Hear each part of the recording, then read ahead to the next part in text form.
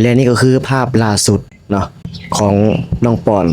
พร้อมด้วยทีมงานกู้ภัยจากฝั่งไทยเนาะที่เพิ่นเดินทางมาซอย7ชีวิตติดอยู่ในถ้ำอยู่ที่แขวงไทยสมบูรณ์เนาะคือเมื่อคืนนี้เวลา23:40 นน้องปอนพร้อมด้วยทีมงานกู้ภัยเพิ่นได้ขึ้นมาจากถ้ำเนาะเพิ่นบอกว่า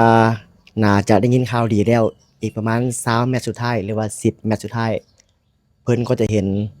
ผู้ที่ประสบภัยที่ว่าติดอยู่ในถ้ำแห่งนั้นเนาะ ก็ขอเอาใจช่วยและก็ขอบใจทุกๆทีมงานทุกๆกู้ภัยทุกๆภาคส่วนที่เกี่ยวข้องที่เอาใจใส่ก็ถือว่าเป็นปรากฏการณ์อีกปรากฏการณ์หนึงที่พี่น้องชาวไทยและก็ชาวลาวและก็ทุกคนทั่วประเทศร่วมใจสามัคคีเพื่อที่จะเอาใจช่วยให้ทุกคนที่ติดอยู่ในถ้ำนั้นออกมาโดยปลอดภัยและก็เอาใจช่วยอ้ายน้องกู้ภัยทางฝั่งลาวและก็ฝั่งไทยทุกๆภาคส่วนที่มีส่วนเกี่ยวข้องขอให้ปลอดภัย